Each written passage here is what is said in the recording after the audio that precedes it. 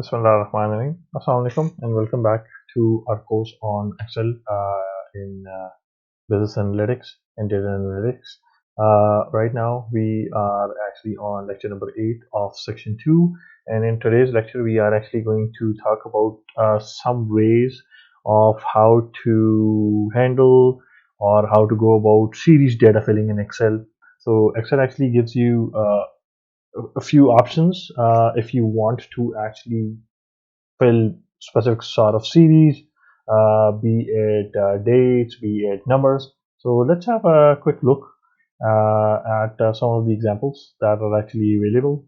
So we would be looking at how to fill days, how to fill dates automatically, then how to fill weekdays automatically, month dates, uh, dates, years automatically.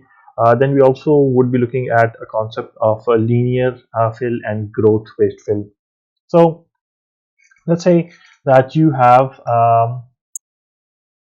want to create a series that represents the days of the week. So if you have Monday, already written, or you can write it down. You can just simply drag and drop this, and this would actually create a series of the dates that you can actually use in tandem with whatever data set that you're actually working on. In addition to that, you can actually create specific date fields also, and for that you would actually need to navigate to the home tab and then actually go into the editing option and then into the fill option. By clicking over here, you would see the series option. Just click over here and you would actually come across the different types of fill options that are actually available in Excel. Right now, the default selection is at date. So I want to fill this column with a date, and the unit that I want to fill it with is actually just a simple day. And the step value is going to be 1. So what that means is that for every one increment, the rate is actually just going to increase by 1. So let's see what happens when we do this.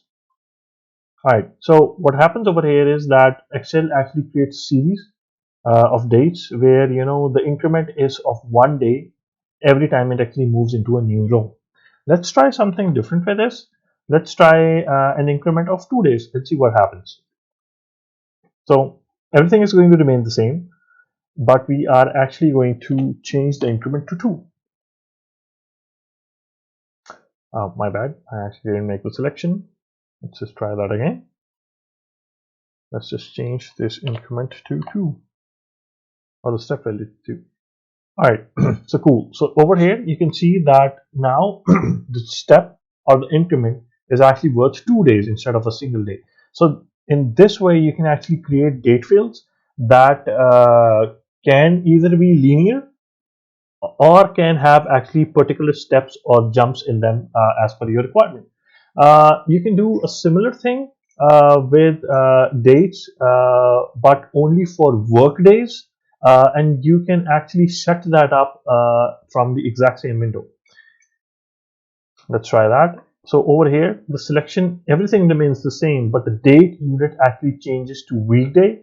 And what's that going to do is it's actually going to restrict Excel, and the dates it's actually going to provide you only to those days which are on days Mondays, Tuesdays, Wednesdays, Thursdays, and Fridays.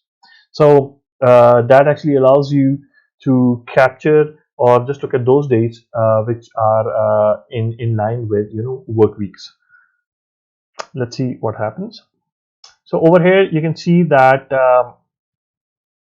there are jumps in the date field that Excel has created, and these jumps are actually the weekends that are occurring in these on these dates.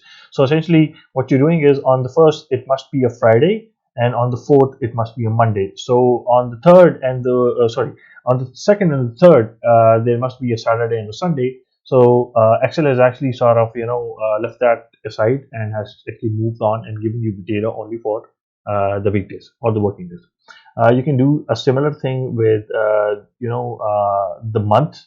the month numbers as well, and you can actually go over here and to series again, and then just simply change this to months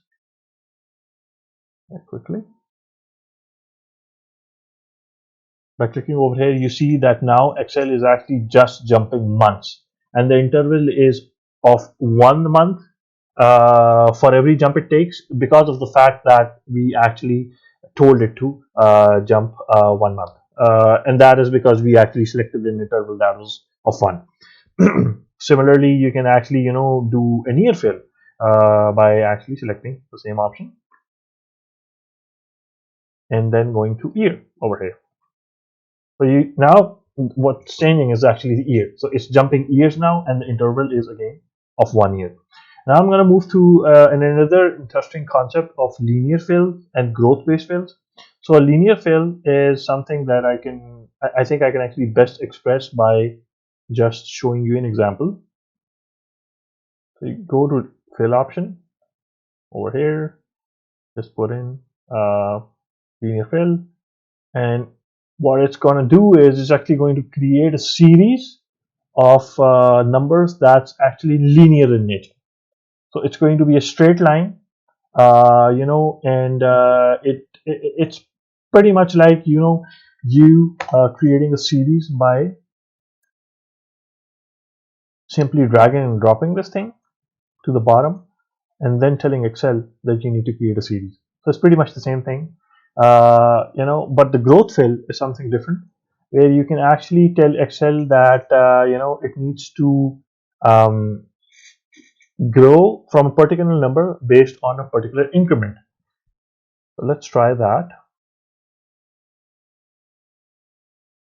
over here, and in over here in the type you actually select growth, and the step value, let's say we actually tell it to be 10.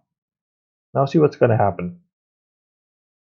All right, so what Excel is actually doing is now it has created a series which is jumping by multiplying to by multiplying with 10, and then actually using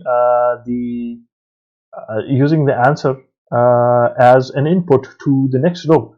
So you had 1 as the first value, but then you multiplied 1 with 10 and you ended up at 10, and then you multiplied 10 with another 10 and you ended up in 100 with 100, and this is how this series is being created. So this is what a growth fill is actually, and you can actually use this to generate a series of numbers or a series of numbers that you can actually use as a fill somewhere you want to.